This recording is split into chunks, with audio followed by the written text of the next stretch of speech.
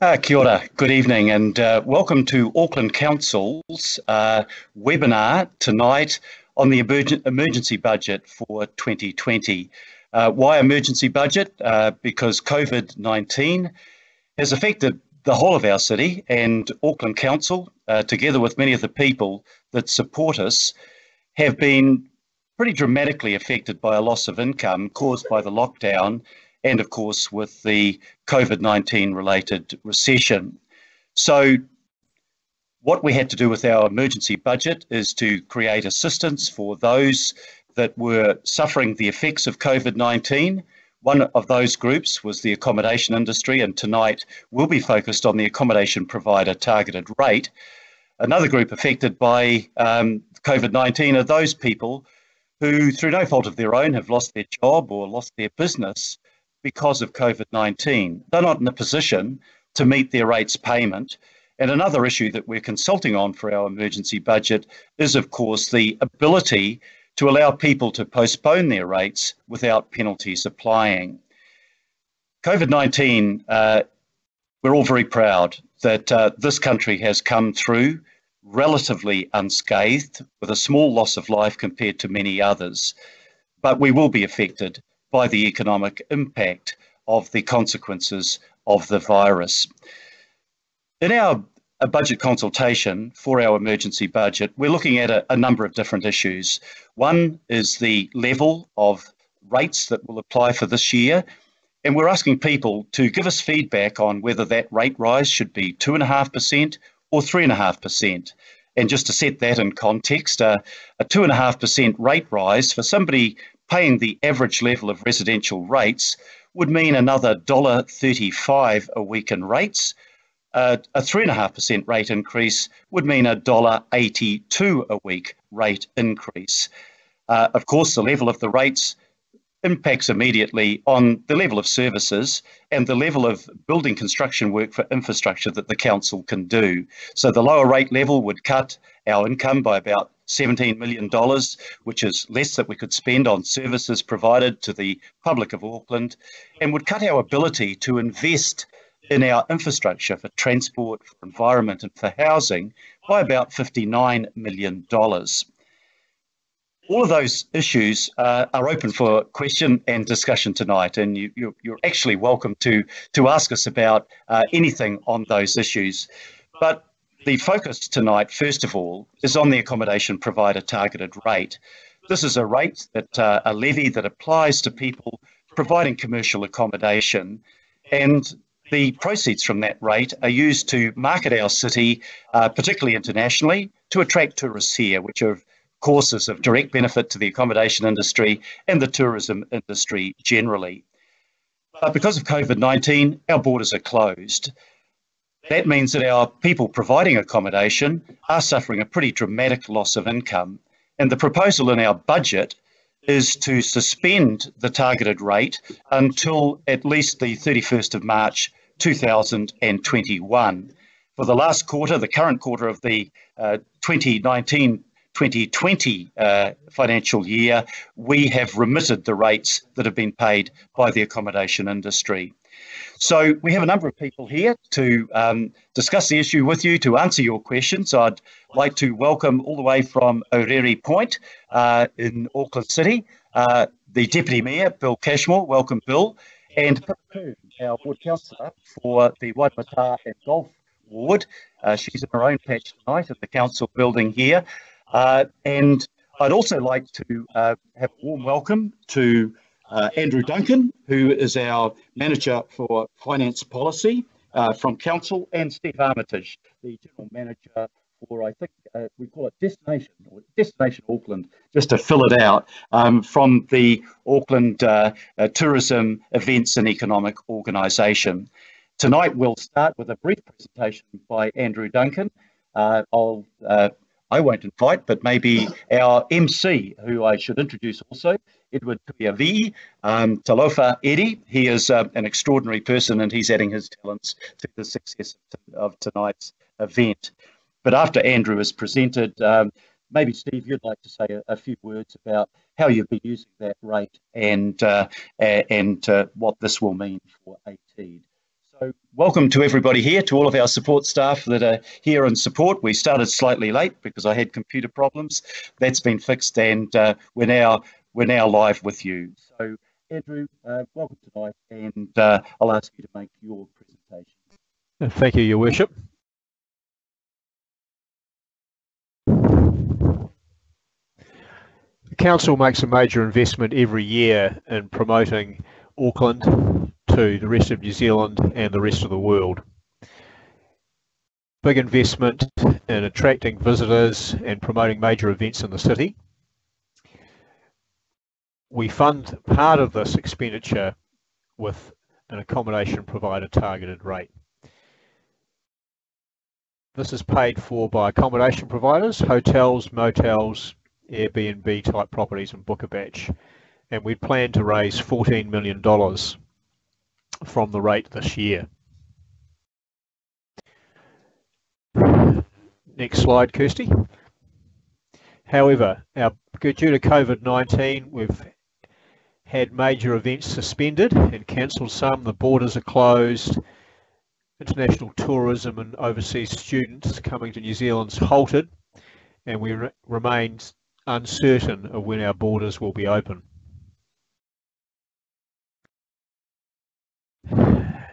Our response to that has been, as the Mayor said, to waive the fourth quarter payment of the accommodation provider targeted rate. That's $3.3 million. And that's been absorbed by savings and reductions in expenditure made by ATD over that time period. If we're looking forward to the coming year, and this is what we're consulting with you on now, because of the ongoing restrictions on visitors able to come to New Zealand, we're looking to cut our spending on visitor attraction and major events by $10 million down to $18 million. And accordingly to cut the accommodation provider targeted rate by 10 million down to about 3.25 million. And given our uncertainty as to when the borders are going to reopen and we'll be able to get visitors coming back in, we're only going to charge that in the fourth quarter of next year. So usually you have to pay your rates from the 31st of August, but because of the impact we see this having on the accommodation sector, we're not going to charge it till the fourth quarter of next year, by which time we hope our borders will be open and visitors will be coming back to Auckland. We still are going to be doing some spending in this area because we recognise that investment in these activities is going to be key to revitalising the tourism sector. Now, I'd now like to ask Steve to talk about some of the activities that ATD's undertaking now and plans for the future to provide that stimulus. Thanks, Steve. Thanks very much, Andrew. Pleasure to be here. I just make some opening comments about the proportional spend of the APTR across the destination-related activity. As has been outlined, the APTR effectively represents 50% of the budget allocation that we put towards destination-related activity in every calendar year. What that destination portfolio encompasses is our major event attraction and delivery activity, our business event attraction and delivery activity through our convention bureau. It relates to our international student attraction program and their experience while they're here in Auckland, on the basis that we can convert them into long-term migrants or repeat visitors. And it also relates to the work that we do with iwi and with tourism operators around product development, as well as our domestic and international marketing activity. So it's quite broad. Off the back of COVID, obviously there was an immediate impact on our event activity. In fact, as we headed into lockdown, both Pacifica and the World Surf League event were immediately postponed. And of course, over the course of the next few months, we understood the full extent of the range of cancellations that we had to front into, which included a significant number of business events which Auckland was due to host over that 6-month period from March through to September. We have also suspended a lot of our marketing activity. We did stand up an organic viral campaign around Papatūnuku's breathing, which performed very well. That was made in-house with no expense. as a positioning piece for the city and to provide a lift to Aucklanders as well, who were going through some tough times through that initial part of the lockdown period. While we've been in this lockdown period, and as we've understood the full extent of the cancellations and postponements that we've had to implement, we have started to look ahead to recovery. And we've been working with a destination industry leaders group, which includes representatives from central government organisations, including Tourism New Zealand, MB and Education New Zealand, through to other key sector players such as Air New Zealand, Auckland Airport, Sky City, Accor Hotels and so on. That engagement has helped us to pull together a recovery plan, which has been signed off by our ATD board and which we are now looking to implement. It provides a clear focus for our organisation, but also for those who participate in Auckland's visitor economy to help ensure that we are aligned as we look to build back in an appropriate way. But we are looking at this as an opportunity to embed some of the fundamentals that we had outlined in our Destination Auckland 2025 strategy around sustainability in all its forms, not just environmental, but social sustainability. How do we work more closely with Auckland's communities to ensure that the future of the visitor economy is viewed as a positive and is providing significant benefits to those local communities rather than just to a few. So that work is underway, that the plan has been signed off and we are now working towards implementation. We have also started to look at our forward event calendar. I think it's important to be very clear that although the APTR is primarily expended in the year that it is drawn, the way that the major event and business event landscape works is that you bid out into future years.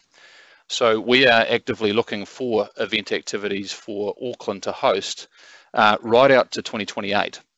So part of the offset of this and the acceptance that the visitation has dropped in the short term, I just need to be very clear that that has an ongoing impact on our ability to be able to continue to attract events and stimulate demand for Auckland in the mid to long term as well.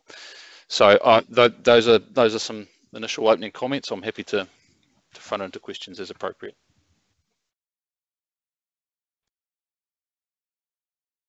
Cool. Thank you for your comments this evening. You'll appreciate that this is the 7th webinar that we've had, so the questions have varied from evening to evening, but essentially what our community likes to find out is what is at stake. There would have been many considerations given to the different events because we are an incredibly culturally diverse city. So I might start by posing this question to you, Councillor Cashmore, to begin with. There are some really big landmark, hallmark events that we have in Tāmaki Makaurau. And it's essential for you as elected members to hear from our community in terms of what ones they want to see prioritised and so on and so forth. Councillor Cashmore, what underpins or what girds the considerations that you have to make? Is it who makes the loudest noise? Is it the ones that are more popular and have all the bells and whistles? How do you apply that sort of equity or equality lens when you're considering all of these different events that are potentially at stake depending on what level the submissions come in? So a question, but also an opportunity for you to share some top of mind thoughts, please, Councillor Cashmore. Thanks, Eddie, and thanks for the opportunity. Good evening, Steve, Mr. Mayor, boss. Good to see you, sir, and Piva. Auckland's a really buzz place. You know, when I was a young fellow and the mayor was slightly older than me, you know, Auckland was shut on the weekends, nothing happened. And all of a sudden, we actually started to get a bit more vibrancy. And what the great work that AT's done over the past decade is it has lifted that level of vibrancy and celebration of not just Auckland, but its surrounds, its environment, its wonderful harbours to a whole new level. So when we look at things like the Lantern Festival, Pacifica, Polyfest, Diwali, then the Writers' Festival, the Arts Festival, the Buskers Festival, the Book Writers' Festival, you know, all of these wonderful events that happen. Some are smaller scale, but really targeted. Others are really huge, like the Lantern Festival, over 250,000 visitors. So these particular events create vibrancy and a wonderful sense of belonging and living. And they attract visitors from within Auckland, from within the region, from within the rest of the country. but also offshore.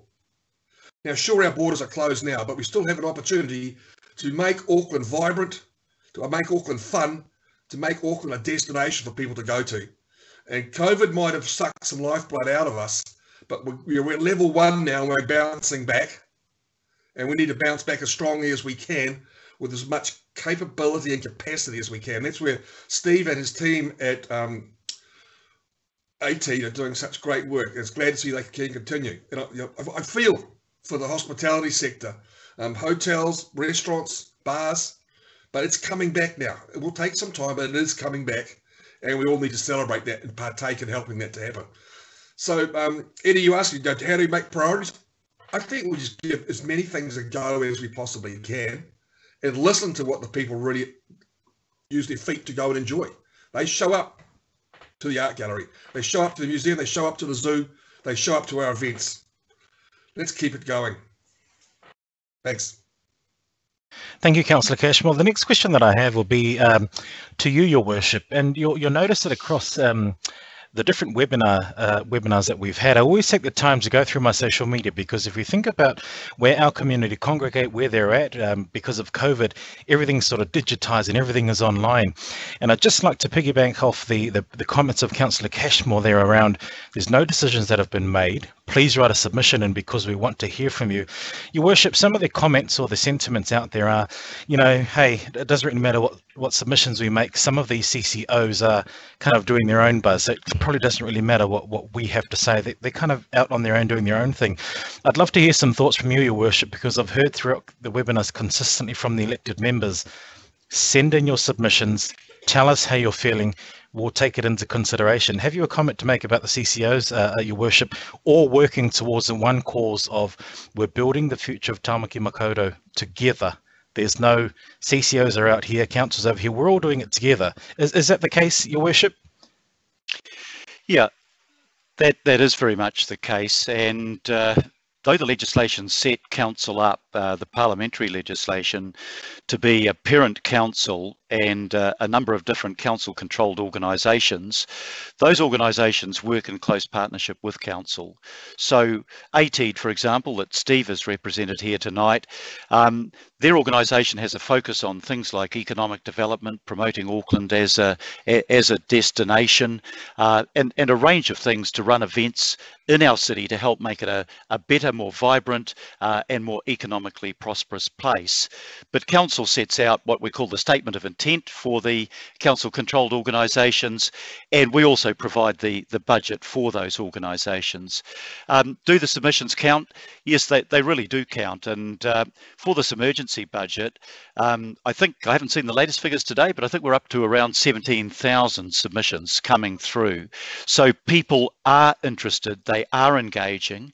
As well as the submission process, we're doing a professional survey of Aucklanders, several thousand of them, to get their feedback on the sort of things that we're talking about in this budget. Now, everybody knows how to get in touch with us. akhaveyoursay.nz, emergency budget is how you contact us online, and we can make sure in our libraries and our service centres that there's also written material for those that don't work online. By definition, that won't apply to anybody plugged into our program tonight. We are keen to hear back from Aucklanders. Our role is to provide leadership for Auckland, but it's also to listen to what people have to tell us.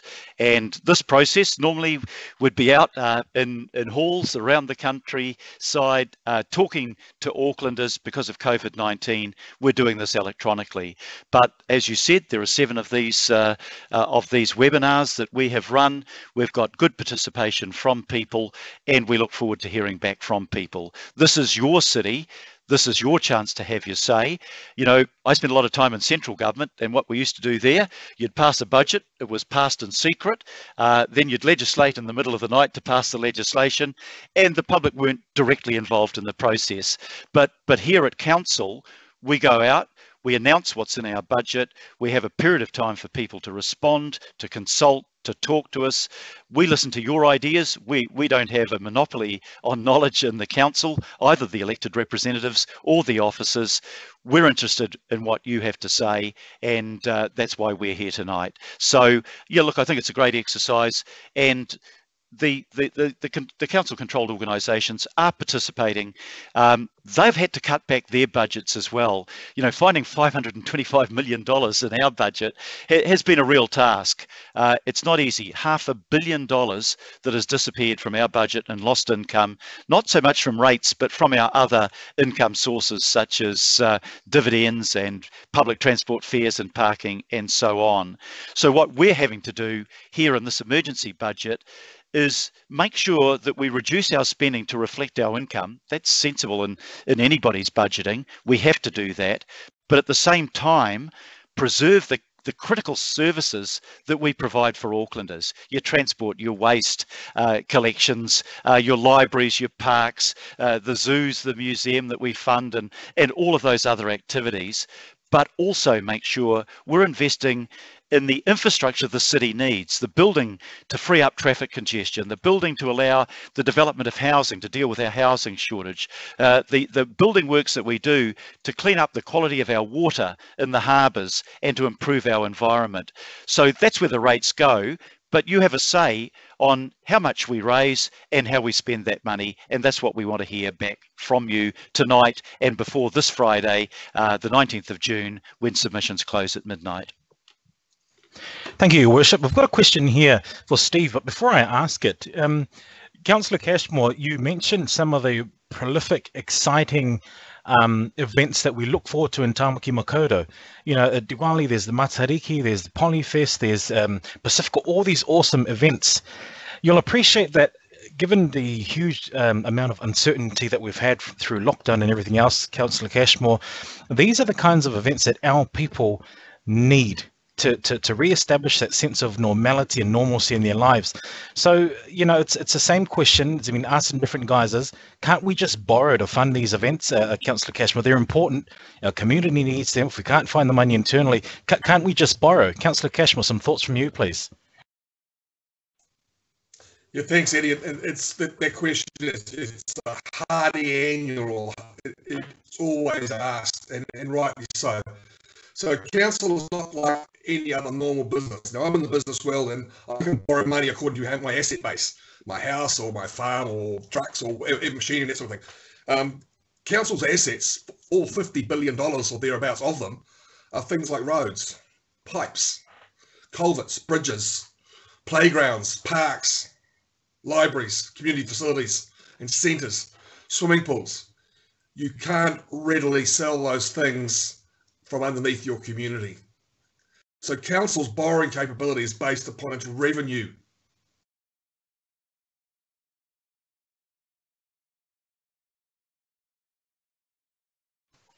My apologies there to our listeners and our viewers. We just got a small glitch there. We'll come back to Councillor Cashmore in a moment.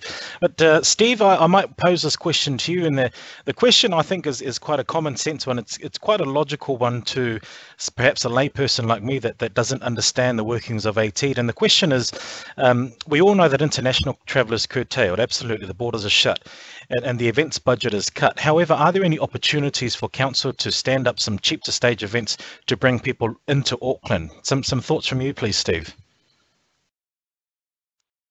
Thanks, Eddie. Yeah, look, this is actually a direction we were already heading in. The reality of the global event space is that there's been a bidding frenzy in recent times because every global city wants to be hosting large-scale international events, and our ability to compete dollar for dollar with the likes of a Melbourne or a Sydney has been diminished. We don't have the same level of budget support to be able to attract some of the events that they host. And that has meant that we've had to partner with central government. So some of the money that we spend on major event attraction is actually used to leverage funding that we can attract from New Zealand major events.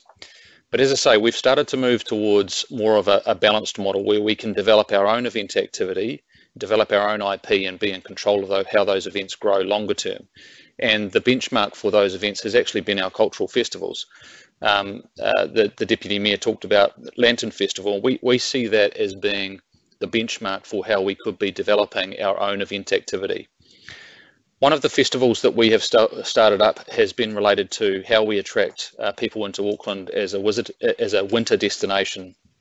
And so last year, throughout the calendar month of July, we ran the Elemental Festival, which was centred on food, lighting and culture. The event performed extremely well, though it was mainly targeted towards Aucklanders, because we felt that we needed to make a long-term investment in developing this event, and the best way to do that in the first instance is to get Aucklanders to engage with it and start to talk about it organically, and to refer it to their friends and family, and to invite them to come and experience it as the event grows over time. But COVID has obviously sharpened our need to be more purposeful in this space. We are looking at how do we bring some nighttime activations to activate certain parts of the city. We're working particularly in sync with Heart of the City on this, as they're looking to bring more people back into the city centre itself. But we are also looking at smaller scale activations that we can set up quickly in order to be able to get local town centres buzzing again.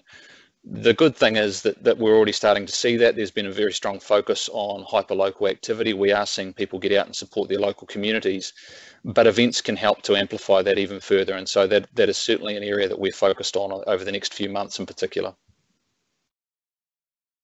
Thank you very much, Steve. I'll just give Councillor Coombe a comment, and then we'll come back to you, Councillor Cashman. I'll see that you're back with us.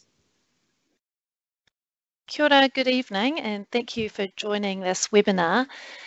Just to follow on from what Steve said in terms of ATD delivered events, and I think the COVID crisis has really brought a focus on what we do locally and how much we appreciate our local communities. And there's a huge amount of activity and vibrancy that comes from our local neighbourhoods. And the local boards do fund a huge number of events locally, and there's a lot going on that's still going to continue now that we're into the recovery phase. And just, I know with my local board, one of my local boards, Waitemata, they today have agreed funding for the Italian Festival, for Art Week, to support the Santa Parade, which are all events that at one point looked like they could be in jeopardy this year, but are going to go ahead, which is fantastic.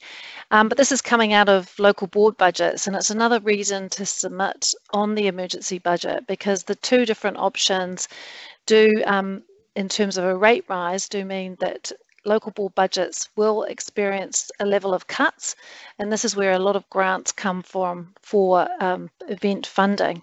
So it's just another reason to kind of have a look at what's important, what do we need to invest in.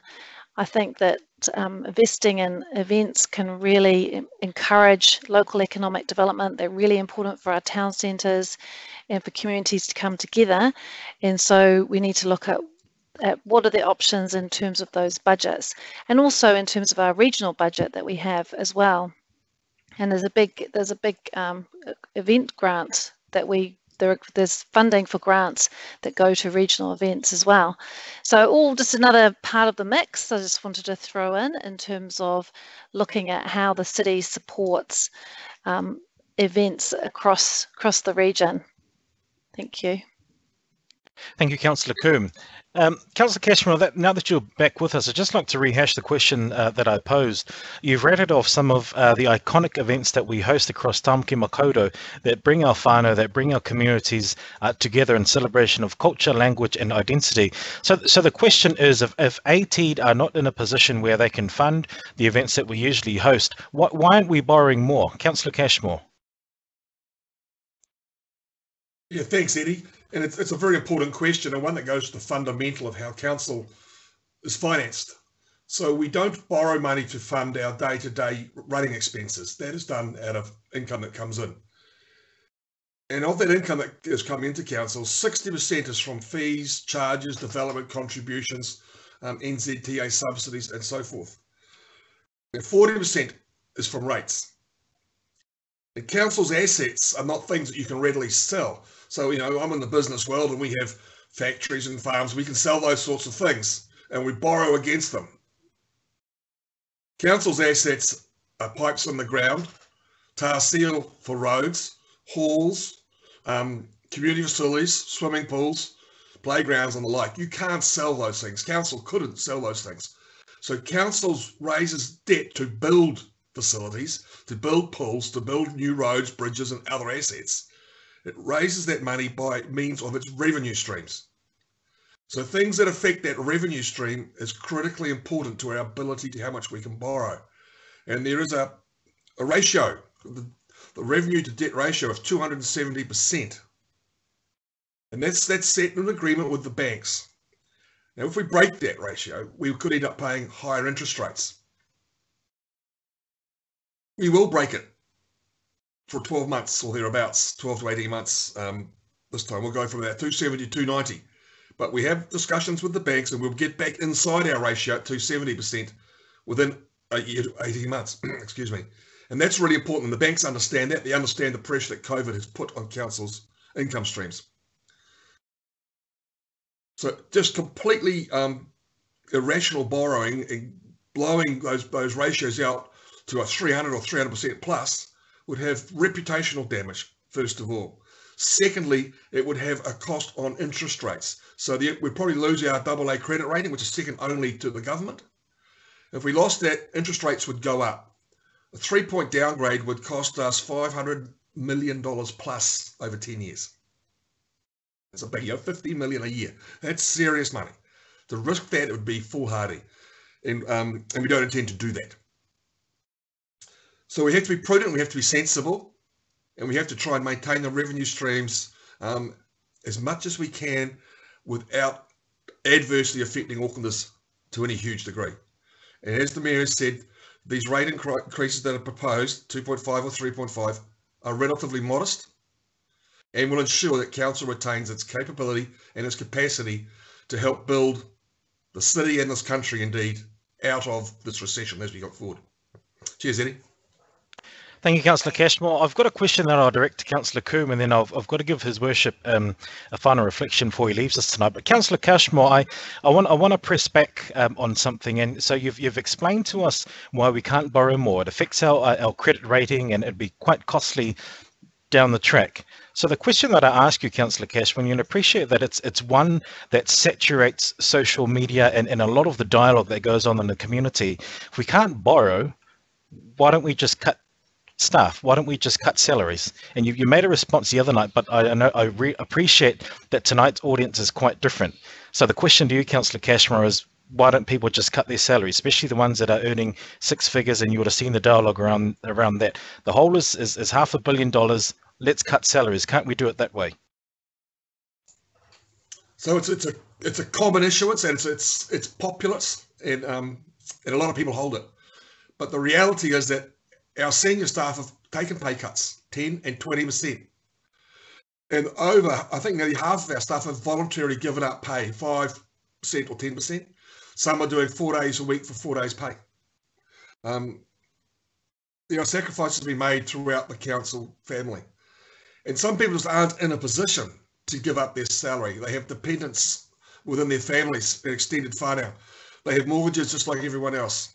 And the other thing, people criticise council for its salaries, but compared to the private sector, we are nowhere near the level of reimbursement that the private sector expects for someone employing, 1,000 staff or more, or in charge of a $500,000 to $1 million budget. There's no relevance there. So we have to attract quality people to do a quality work for our council and for the public of Auckland. You pay peanuts, you'll get the result of that.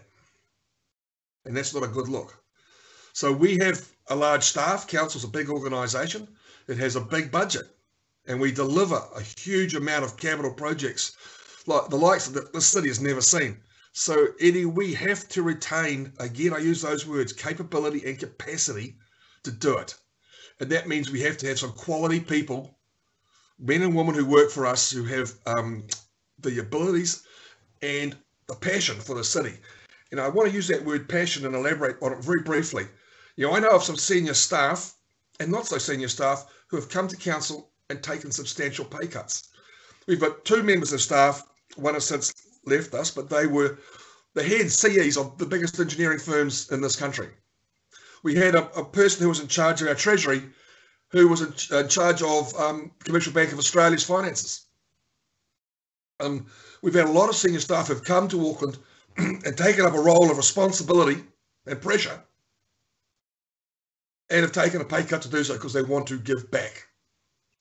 remember one of those people who was a head of a big engineering firm said to me, I said, well, you would have taken a massive pay cut to do this job. Yeah, he did, over $500,000. But he said, I wanted to give back to my city, which gave me an opportunity to become what I've become. You don't get much finer response than that. When I see people who are on small salaries at Auckland Council put their hands up to give up some of their salary to help their fellows retain a job and to help the city go forward, I'm pretty proud of that. And long may that sort of passion for their city continue. So that's the reason, Eddie. It's very simple to say cut the salaries if you're just an vindictive old coot. But there's not much point in that, is there? Because just slash and burn attitudes is not how you build a business. I know that as well as anybody. So slash and burn is not my mantra. I don't think it's the Phil's mantra. I don't think it's Auckland Council's mantra, and neither should it be. We need to build confidence, build capacity, and move forward. Ka mute wehi. Kia ora, Councillor Cashmore. Thank you for your reflections and your response this evening. I'm cognizant of the fact that you need to exit the building, Your Worship. So dare I ask you, is slash and burn your mantra, and some final reflections before you leave us this evening? No, our mantra is not about slashing and burning. It's about running a city effectively and efficiently, but making this a city that's inclusive of all its people, making this city a place where we cherish our environment and protect and enhance our environment. It's about making sure that we've got the infrastructure to cater for the growth in population that we've enjoyed as a city over the last 5 or 6 years. We've been growing at a huge rate, taking 50% of the country's population. And as we do that, then we have to provide the transport services, particularly public transport, walking and cycling, improved motorways and busways, all of those things to make this a really great city to be in. You know, I was just reflecting on the city we live in as I went to the rugby and watched the Blues defeat the Hurricanes. We did borrow one of their players, but that was just by the by. And there we were in a stadium of 43,000 people. And we were beaming out the broadcast of this rugby match to the rest of the world, Australia, the United Kingdom and elsewhere. And I thought, you know, the people watching this game on their TVs will be amazed that here in this city of ours, in this country, we no longer have the restrictions that they are facing in their country. We did not have the death toll that they faced in their country. 22 people, that's 22 too many. But you take another small country, Sweden, yep, twice our size, but 4,500 people. And I turned and talked to some of the people that were watching the rugby with me, and they said how proud they were to live in this country and this city that gave us the lifestyle that is the envy of other people.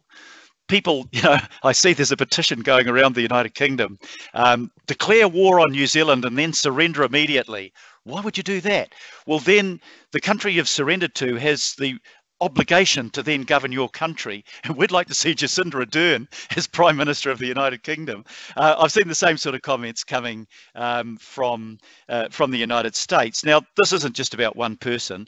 This is about the way a community comes together, works together, looks after each other, is cohesive, is inclusive, and by working together, we came through this crisis and we effectively stopped what would otherwise have been a massive spread of COVID-19.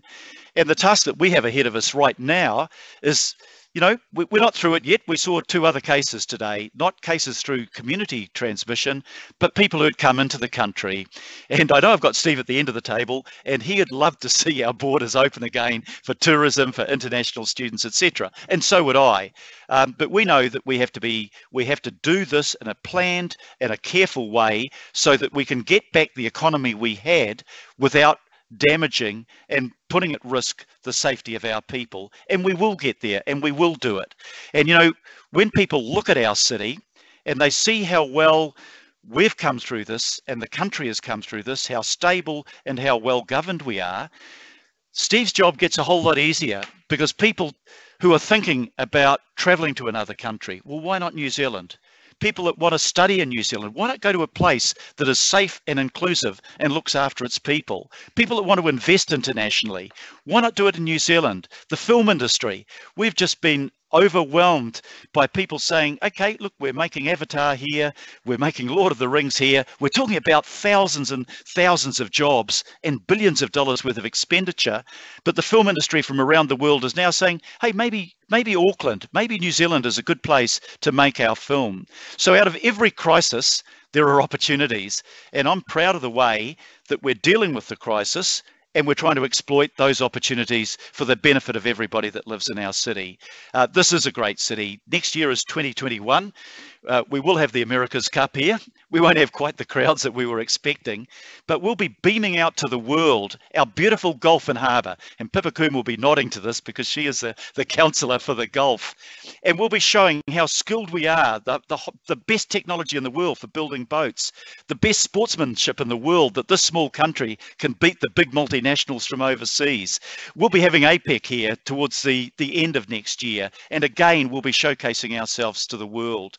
Now, these things, I hope, will be good to get the accommodation industry back on its feet. And from those of you in the accommodation industry that are watching this tonight, we feel for the pain that you've gone through from boom to bust in literally 48 hours as the flow of people staying in your hotels, motels, B&B accommodation just ceased.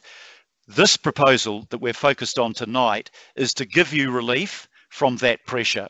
For those of you in businesses, for those of you that may have lost your business or lost your job out there because of COVID-19, we're reaching out and saying, we're not going to place penalty rates on you because you can't pay your rates within the normal allocated time. We're trying to stand together with you, say, we want to give you a chance to get back on your feet, and we're extending the time, postponing the time without a penalty rate applying. And for those of you that are looking at the rate increase and saying, hey, wouldn't it be nice if we didn't have to pay any increase in rates? Yeah, it would be nice. But what wouldn't be so nice is that we couldn't provide the services that you really value from our city. That when you turn on the tap, there's clean, healthy, best quality water in New Zealand. That when you put your rubbish out in the morning, that somebody collects it and recycles what can be recycled. That when you want to visit the city, you can go to great places like the zoo and the museum that are paid for out of the rates of the city. This is the city that we want to create. We're not, to come back to your question, finally, we're not about slash and burn, but we are about careful, prudent, responsible management of our city.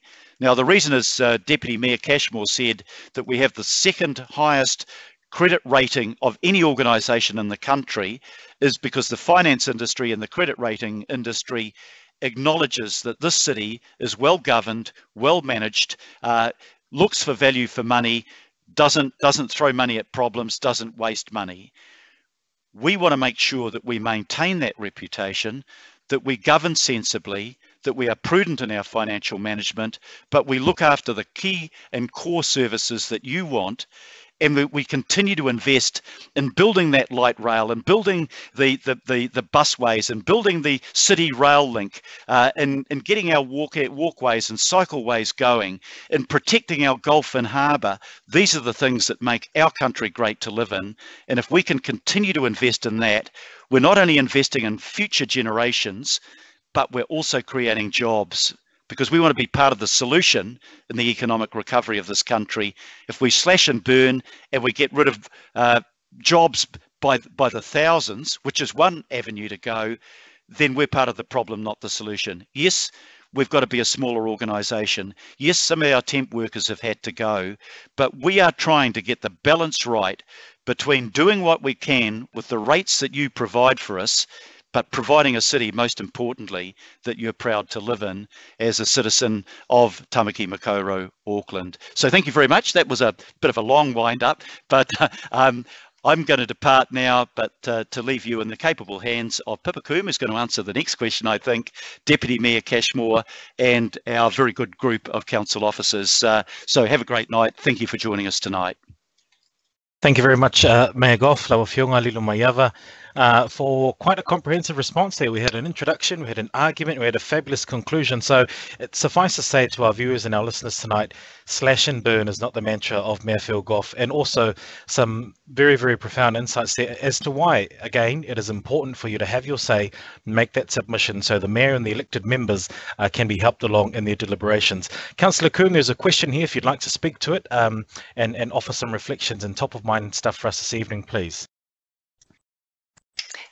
Thank you, Mr. Mayor. Thank you, Eddie, for throwing this question to me, because the budget discussion is very serious and it is a very robust debate. So it's nice to get a bit more of a light-hearted question that includes the word fan-diddly-tastic. So the question, which I'm going to have to read so I can say that word again, is about hearing that there are plans that AT has for reducing traffic on Queen Street, which the questioner thinks is fan-diddly-tastic. And they're asking, can we look at making central Auckland and other centres around the city, if appropriate, pedestrian-friendly for special events? And they're thinking of day markets instead of just night markets around the region, that sort of thing. So in terms of the budget and the extent of the cuts that we have to make, which the Mayor has covered very thoroughly and we know is a really big hole in our budget, we do have to look at other opportunities for funding, and fortunately the government has an Innovating Streets Fund that is providing the opportunity for funding for exactly this idea of opening up streets for events and for more activities for pedestrian friendly space in our town centres. And there is actually one of the applications is looking at whether we can seek funding from NZTA, the government's agency, for 6 of these what are called open streets event. And I know that that application is going through the process. I don't know where it's at, but there's an opportunity there for leveraging that government funding to also top it up with local board funding, with council funding, to actually make some really exciting things happen in our town centres that want to put on, to close off streets, to be able to put on events. And it might be something that can be done more regularly and will be done also as part of other events. For example, I know with, what's the festival that Devonport, they closed off some of their street. I think that was during Art Week, and they closed off the street and made use of a pedestrian-friendly environment for their event. So I know there's a lot of support out there for open streets, and it's one of those pieces of information that it would be great to get on the feedback form. There are 4 questions, and in question 4 it says, what's important to you? So if vibrant events and funding for open streets and for putting on more events in town centres and different ideas for events, that can all go into question 4, just to highlight, you know, what is important to you? What do you think that we need to invest in to revitalise our town centres, to bring more vibrancy to Auckland, to encourage domestic tourism, to get people out enjoying festivals and events again? So that's where I would put that feedback in question 4. Thank you. Ngā mihi, thank you, Councillor Coombe. Councillor Cashmore, many tourism-connected businesses are making the decisions to change the size of their staff numbers. Is the council looking at reducing staff numbers or reducing back on operational costs, or was council sort of just taking a back seat waiting for everybody else to do it first before they make that move? Some thoughts from you, please. Thanks, Eddie. Good question. So yeah, we're not sitting in the back seat. We have been really proactive at looking at what is essential that we keep things going. So we're not going to go to the point where we don't pick up your rubbish or get the stage that the roads or our public transport becomes unsafe. But we are looking at some of the areas where numbers have fallen away, and things like consenting, for instance, resource consents. Some of the areas where we can stretch things out a bit further, and maybe we're not going to repaint that hall just this year. We might wait for another year.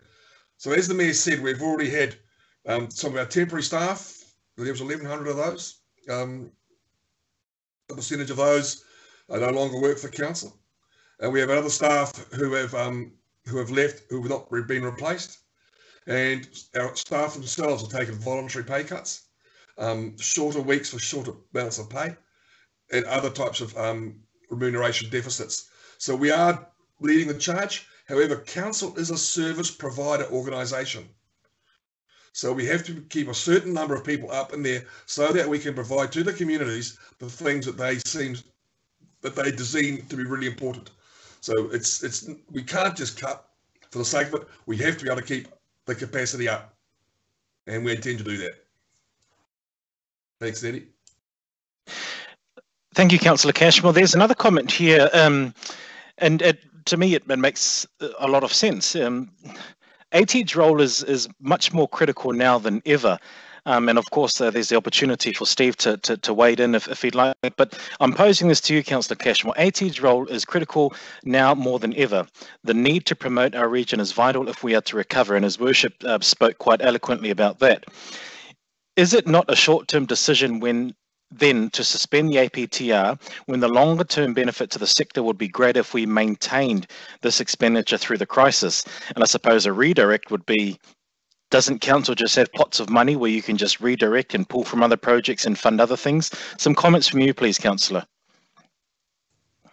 Thanks, Eddie. So I wish there was pot plants growing bars of gold in every office. It's not the point, and it doesn't happen. And you look at what AT has been doing, working with the private sector, working with the hotels, working with the film industry, working with the events industry, and actually building a really strong portfolio of events, of fun times for the city, and that people all over New Zealand can enjoy. More importantly now than ever, we need to attract New Zealanders to Auckland to enjoy the zoo, the museum, as the Mayor said, but also the events, the concerts, and so forth. It is a time to embrace Kiwi. However, the hotels took a really real hit, and the accommodation providers from the overseas have taken somewhere between 70 to 90%, depending on their business type, drop in income. It would be unconscionably unfair for us to carry on with the targeted rate on them. One other thing I'd like to point out is the accommodation providers targeted rate is council's only method that we can leverage benefit for the accommodation sector through a targeted rate. We don't have the ability to put on a bed tax or anything like that, for instance. That has to be done by central government. And I think coming out of COVID, it would be a really good opportunity for the accommodation sector to partner up with AT and Auckland Council to reapproach government and say, a bed tax might be a fairer and more just way of helping a combined income to provide infrastructure, but also to provide promotion for the sector right throughout the country. And I'm sure that Steve would have some good examples of where the work that they've been doing, how it has benefited back to the accommodation sector and other sectors for that matter. Steve. Thank you, Deputy Mayor. Look, a comment that I want to come back to that I made earlier, which I think is important to just stress, that although the fund provides us with a budget in a particular financial year, we don't just think about, oh, we would like to host an event and we spend the money there and then and we have the ability to attract the event there and then. We have to take a much longer term approach to how we continue to attract people into Auckland. So for example, today I've been looking at an investment case for a business event, which is due to take place in 2024. It would bring 30,000 visitor nights and about a $10 million GDP return to the city. We have to look out that far and beyond to ensure that we remain a viable destination, particularly for that international market. So of course, it's hard for us to take the hit that a suspension of the APTR means in the short term, because it does limit our ability to continue to be competitive in the outer years. But we are looking at how we can tap into some of the government funding that has been allocated as part of the $400 million that they've set aside for tourism recovery.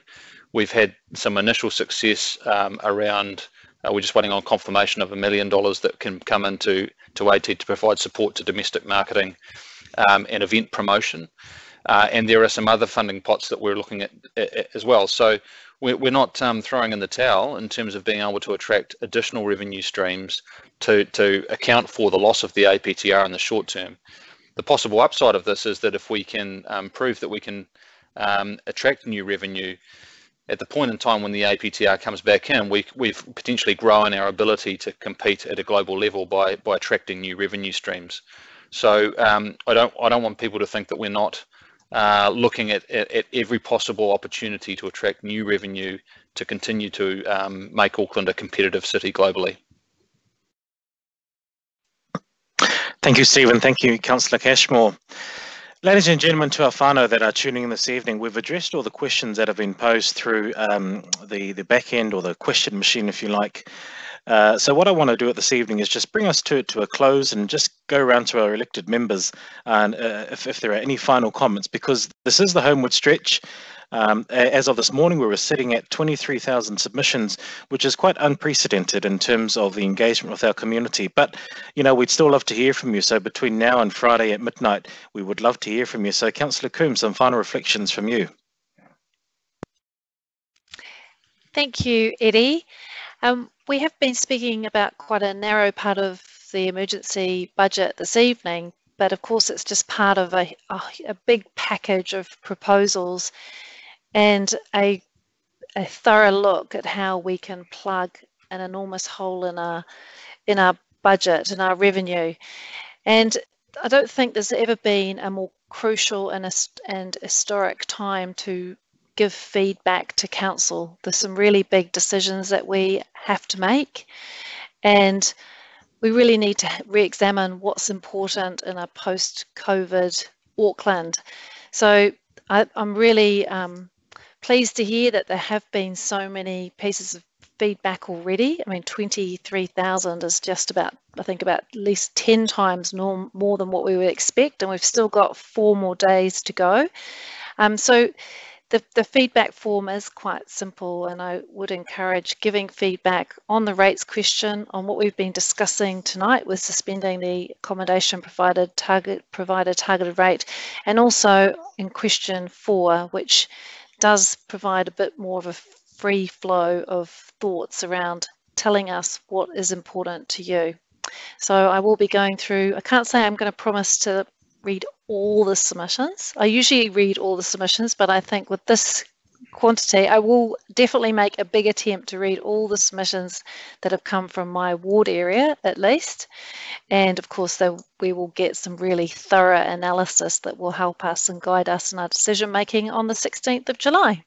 So thank you for joining us this evening. It's been a pleasure to take part in this webinar. Kia ora. Whaftai, Councillor Coombe, I appreciate your commitment to ensuring that you read not only all the submissions that have been submitted from your ward, but also as many as possible across the region. Listen to our viewers and listeners. Councillor Cashmore is incredible at bringing these dialogues and these interactions home and wrapping up. So what I'll do is I will hand it over to our subject matter experts for some comments from them, and then I'll give you the final word this evening.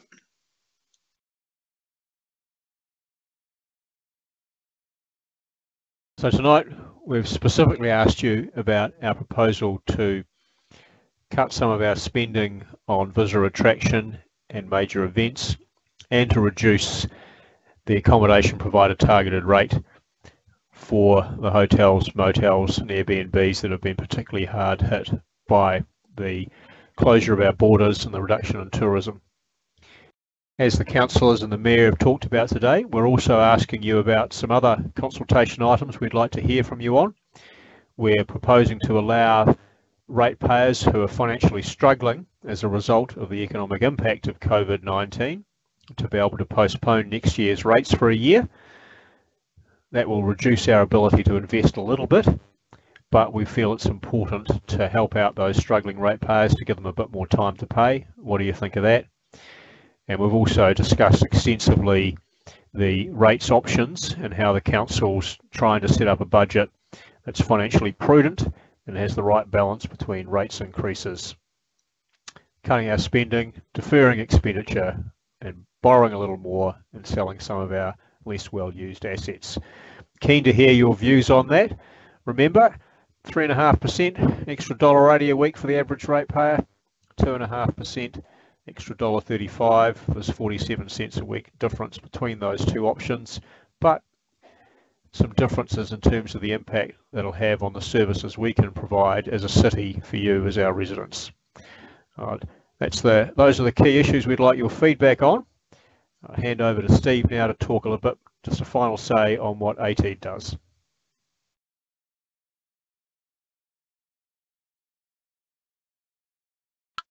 Thanks very much, Andrew. Look, I just want to make a general comment about the APTR actually, and it has forced a complete reframing of the nature of our relationship with the accommodation sector, and has led to a change to our governance structure where we now have accommodation sector representatives directly sitting around the table with us, helping to shape the future direction of Auckland as a destination, and more importantly contributing to investment decisions that we make more broadly on behalf of the visitor economy. And although the rate as proposed is currently proposed to be suspended, that structure remains in place. But from my perspective, it's a bare minimum in terms of the nature of the relationship that we need to continue to develop with the accommodation sector. We can only build back, we can only deliver on the recovery plan that we have set up if we're working collaboratively. And we want to make sure that the efforts that we're making around domestic marketing, the efforts that we start to build towards around Australia once that pathway becomes clearer, are done in unison, and that we're leveraging the investment that you will be making through your own marketing budgets, particularly those that you've retained, those larger chains that have retained marketing spend. So how can we make sure that that we are making the best use of our funding in that regard, particularly given the cut that we're facing in the short term?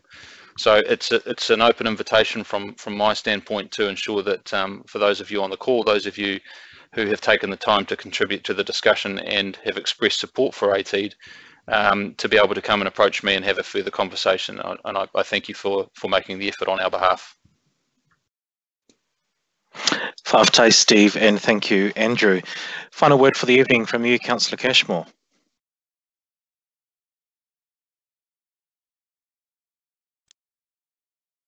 Thanks, Eddie. And thanks, Steve and Andrew and all the other staff who have contributed to these webinars, which have proven to be very successful. 23,000 pieces of feedback is quite outstanding. And I think actually, as Eddie, as a great communicator that you are, we need to continue doing these type of webinars once a month on a different topic. So that's a challenge for you, my good friend, going forward. I think Steve brought up a very valuable point just then about ATEED's work, and it's not about them about just taking money off the accommodation provider sector, the hotel or motel sector, and then spending it as they see fit. They work collaboratively with the sector to drive better outcomes, higher occupancy rates, and higher and longer occupancy during the shoulders of the season. And it's been successful. The collaboration has been successful. The same has happened in the film industry. The same has happened in the events industry. And long may that continue once we get into the rebuild phase. Because we need to work with you as Auckland Council. We're here to do this together. I think that's an important part of what we're saying in this emergency budget. Together we need to be strong and come out of this. You walk out your front door in the morning and you will stand on a footpath that Auckland Council built with your money. You will catch a bus that Auckland Council paid for, or a train. You will drive on a road that Auckland Council through Auckland Transport built and maintains. As the Mayor said, you turn your tap on and clean, drinkable water comes out of it. And this drought's making that challenging for this forthcoming summer, but we will get through that as well. Auckland Council touches you every day in 100 different ways. It takes away your rubbish. It takes away your personal waste. It provides you with libraries, playgrounds, and parks to enjoy and to recreate in. And these things are important to us as a community. They make us Aucklanders. They make us Kiwis. And we need to, yes, drive efficiencies. And as the Mayor said, we need to drive value for money hard. And we do. Auckland Council, since 2010 till now, since amalgamation till now, has grown by over 300,000 people. During that same time, we have taken $270 million out of the operational budget. But yet we are delivering more to more people and better outcomes because of it. We will continue to drive those efficiencies. We will continue to drive those economies of scale.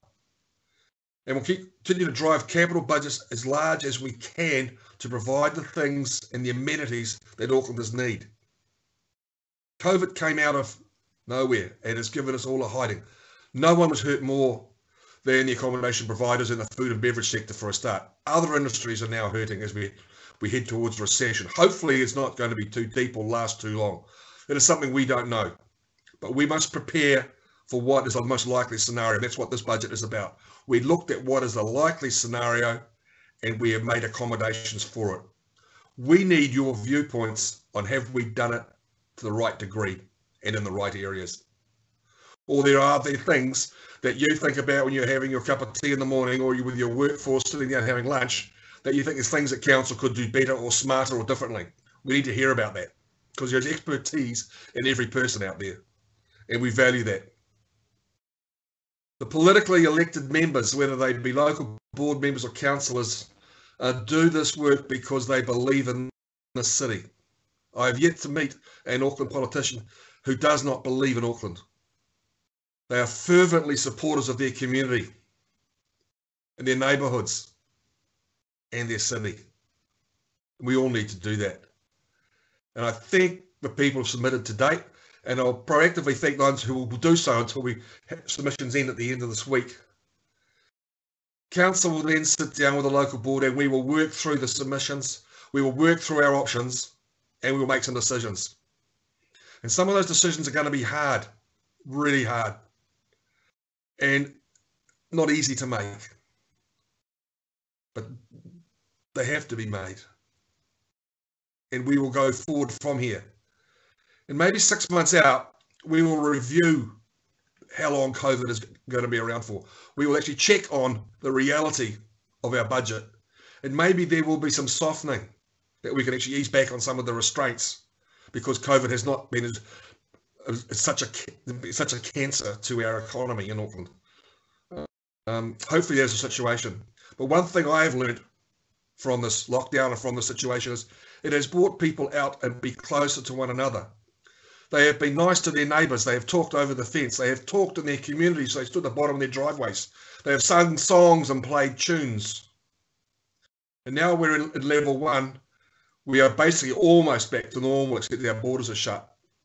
We are Kiwis once more, enjoying a game of football, enjoying going to the beach, and going to our favourite restaurant, or nightclub, or bar, or whatever. But most importantly, we are enjoying being Aucklanders and Kiwis again. And let's carry that on. Eddie, Pippa, and to Phil, who's had to go elsewhere, thank you for these webinars. Thank you for all the work and time that council staff have put into it. It's been a great experience. I've thoroughly enjoyed it.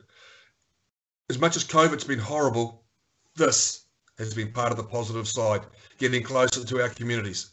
Thank you very much for the opportunity. Good evening, everybody.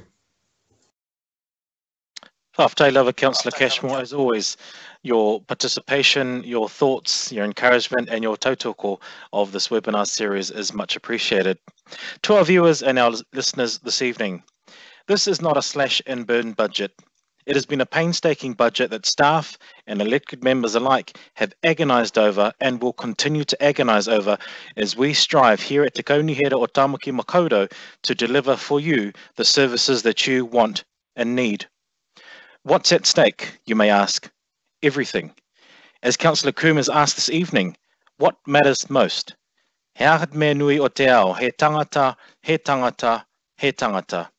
Because ma pango, ma whero, ka oti te mahi.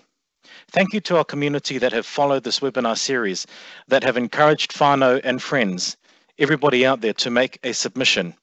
Thank you to our community for tuning in, our elected members, and all the staff and departments here at Council that have worked so tirelessly to put this budget and this webinar series together.